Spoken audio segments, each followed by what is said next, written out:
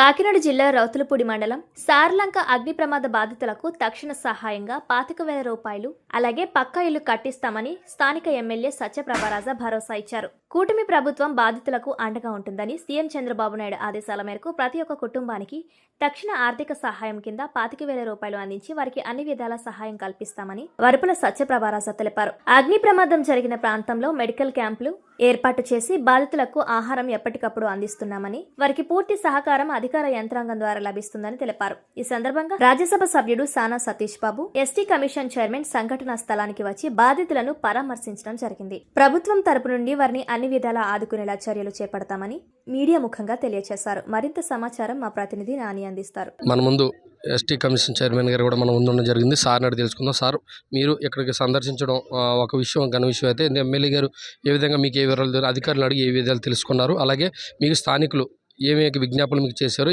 మీరు మీ దృష్టికి ఏమి వచ్చిన విషయాలు తెలియజేయండి. నాకంటే ఎమ్మెల్యే గారు మాతృవృత్తిగా చాలా సహకారం చేశారని అనుకుంటున్నాను గ్రామానికి. అలాగే ప్రభుత్వం ద్వారా 25,000 అందజేస్తున్నట్టు తెలిసింది. అలాగే రేషను, బట్టలు ఎమ్మెల్యే గారి ద్వారా సరఫరా చేసిన తెలిసింది.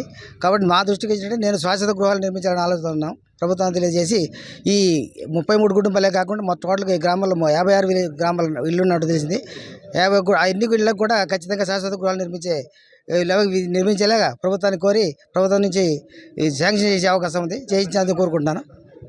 గిరిజన బిడ్డలు సర్టిఫికేట్ల కోసం ఎంతో నిరీక్షిస్తారు. ఎన్నో సంవత్సరాలు కష్టపడితే కానీ సర్టిఫికేట్లు రావు. అలాంటిది ఇప్పుడు సర్టిఫికేట్ల సంస్థ కోల్పోయని చెప్పేసి రాత్రి సమయంలో ఎమ్మెల్యే గారికి ఎంతోమంది విజ్ఞాపన చేసుకోవడం జరిగింది. అది మీ దృష్టికి వచ్చిందా? దాన్ని ఏ విధంగా మీరు పరిష్కరించాలనుకుంటున్నారు? సర్టిఫికేట్లకు కాల్పోయినట్టు మా దృష్టికి వచ్చింది. ఖచ్చితంగా సర్టిఫికేట్లు కూడా ఎటువంటి భయపడాల్సిన పని లేదు. సర్టిఫికేట్ కూడా ప్రభుత్వం తీసుకెళ్ళి నా వంతు నేను ఖచ్చితంగా అందరికీ ఎవరికైతే సర్టిఫికేట్లు నష్టపోయారో వాళ్ళందరికీ సర్టిఫికేట్లు ఇచ్చే అవకాశం కల్పిస్తానని తెలియజేస్తున్నాను. పురవాస కేంద్రాల్లో కానీ సహాయక చర్యల్లో కానీ ముందస్తుగా ఎమ్మెల్యే గారికి స్థానికంగా యంత్రాంగ బృందాంగం అందరూ కూడా అప్రమత్తం చేసి స్థానికులను కూడా అప్రమత్తం చేశారు. అయితే వారు మీకు తెలిపిన ప్రకారం పక్కా ఇల్లు అన్నది మంజూరు చేస్తారని చెప్పేసి అంటున్నారు.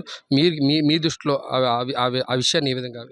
నా దృష్టి కూడా ఏంటంటే పక్కా ఇల్లు ఖచ్చితంగా ఉండాలి. అవి కూడా గతంలో కట్టిన ఇళ్ళ కన్నా జన్మన ఇళ్లలో కొంచెం ఒక మెజర్మెంట్ ఉంది.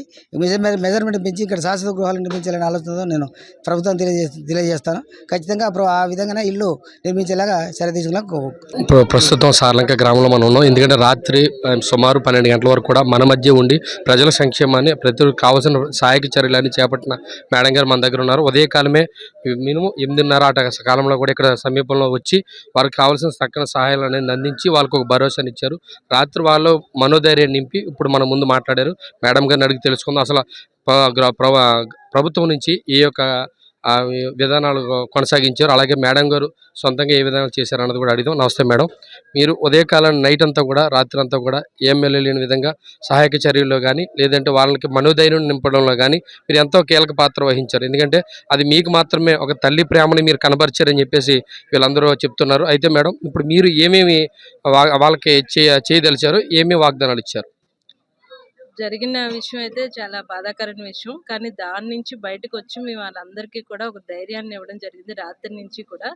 ఇప్పుడు వారికి మేము ఇప్పటికే మా ప్రభుత్వం తరఫున నుంచి మేము మా నాయకులతో మాట్లాడడం జరిగింది.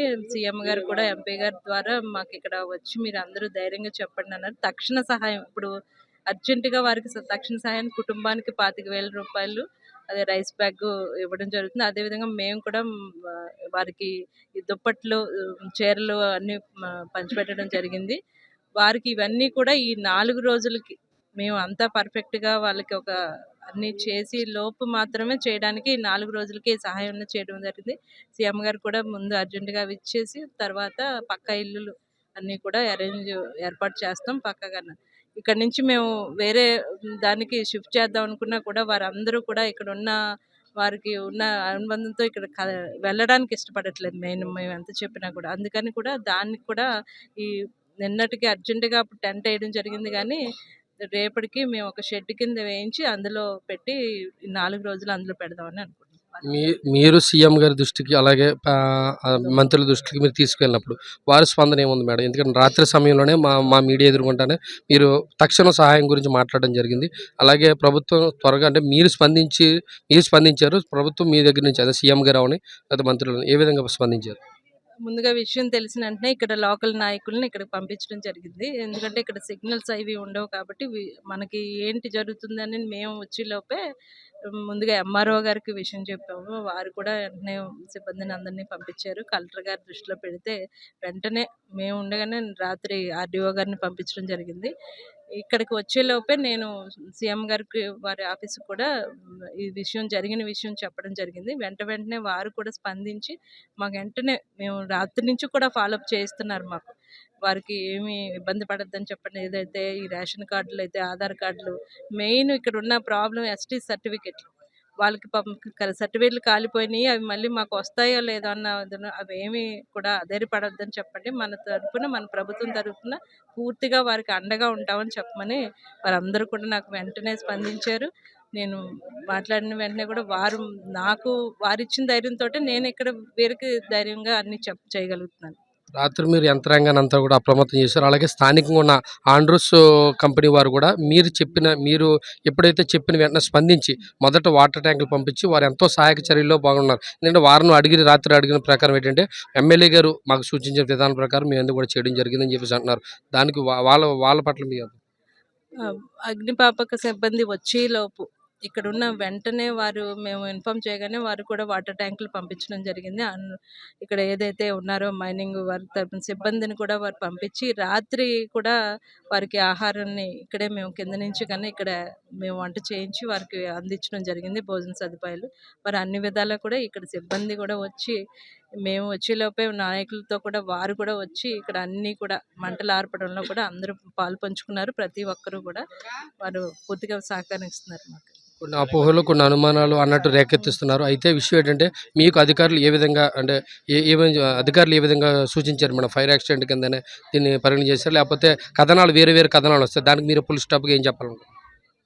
ఇందులో కథనాలు రావడానికి ఏమీ లేదండి. అధికారులను మేము పూర్తిగా ఎంక్వైరీ చేసాము. వారు చెప్తుంది ఇది ఖచ్చితంగా షార్ట్ సర్క్యూట్ వల్ల ఎవరు లేకపోవడం వల్ల మెయిన్ ఇక్కడ ఎవరు లేకపోవడం వల్ల అది పెద్దగా వచ్చే వరకు కూడా ఎవరు గమనించలేదు. మంటలు వచ్చే వరకు కూడా ఈలోపు వారు ఆర్పుదామని వచ్చేలోపు ఆ గ్యాస్ సిలిండర్లు లీక్ అవడం వల్ల వాళ్ళు ఇంకా దగ్గరికి వెళ్ళే ఛాన్స్ కూడా లేదు. వారు ఆ అవకాశం కూడా ఇవ్వలేదు కాబట్టి వారు ఇది ఖచ్చితంగా షార్ట్ సర్క్యూట్ వల్ల. నేను ఇప్పటికే ఎలక్ట్రికల్ డిపార్ట్మెంట్ వాళ్ళతో మాట్లాడాను. మన వాటర్కి సంబంధించి అందరినీ కూడా అప్రమత్తం చేసి వారి పరిధిలో ఏమేం చేయాలో కూడా ఎమర్జెన్సీగా అన్నీ కూడా చేయిస్తున్నాం.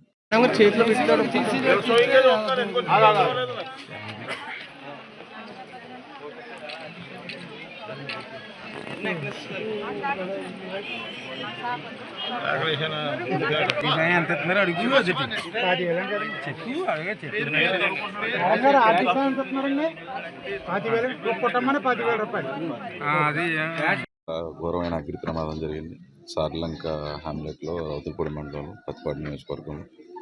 సో 33 రేషన్ కార్డ్స్ ఉన్న హౌసెస్లో మొత్తం అందరివి కూడా శుభ్రంగా ఇల్లు మొత్తం అన్నీ కాలిపోయాయి.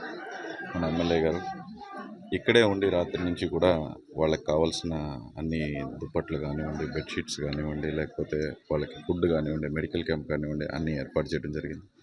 ఈరోజు ప్రభుత్వం ఇచ్చిన ఆదేశాల మేరకు ప్రతి కుటుంబానికి కూడా అంటే ప్రతి ఒక్క రేషన్ కార్డుకి ఒక కుటుంబంలో ఒక ఇంట్లోనే ఇద్దరు తండ్రి కొడుకులు విడివిడిగా రేషన్ కార్డు ఉన్నా సరే వాళ్ళందరికీ కూడా కుటుంబానికి 25,000 చొప్పున చంద్రబాబు నాయుడు గారు, పవన్ కళ్యాణ్ గారు ఆదేశాల మేరకు ప్రభుత్వం తరపు నుంచి ఇక్కడ ఇవ్వడం జరిగింది. అదేవిధంగా కావాల్సిన వైద్య చికిత్స కూడా అందుబాటులో ఉండే విధంగా ఎమ్మెల్యే గారి దగ్గర ఉండి చూసుకోవటం జరుగుతుంది. నేను తెలిసిన వెంటనే ఇక్కడికి రావటం, అలాగే వాళ్ళు చాలామంది దాచుకున్న ధాన్యం కోల్పోయి ఇల్లు కోల్పోయారు. అలాగే వాళ్ళకి ఆధార్ కార్డ్స్ కానివ్వండి, లేకపోతే కొంతమంది చదువుకున్న వాళ్ళు డిగ్రీ సర్టిఫికేట్స్, పట్టా ఇవన్నీ కోల్పోయారు. సో అన్ని విధాలుగా కూడా వాళ్ళు కోల్పోయినవి అన్నీ కూడా ప్రభుత్వం వాళ్ళకి తిరిగి ఇచ్చే విధంగా, అలాగే సీఎంఆర్ఎఫ్లో కూడా పెట్టే విధంగా అండ్ ఇల్లును కూడా కట్టించే విధంగా ఈ 25,000 కూడా ఇప్పుడు తక్షణం వాళ్ళకి అవసరానికి కావాల్సిన ఈ డబ్బుని వాడుకోవటానికి ఇవ్వటం తప్ప మిగతా అన్నీ కూడా ప్రభుత్వం వాళ్ళకి హామీ ఇస్తుంది, భరోసా ఇస్తుంది. వాళ్ళకి ఇల్లు కట్టించడం దగ్గర నుంచి వాళ్ళ పోయిన అన్ని సర్టిఫికేట్స్లు తిరిగి ఇవ్వటం వరకు కూడా నేను మా ఎమ్మెల్యే గారు దగ్గరుండి అది అందించే వరకు మేము కృషి చేస్తాం, అలాగే అందించి తీరుతాం కూడా.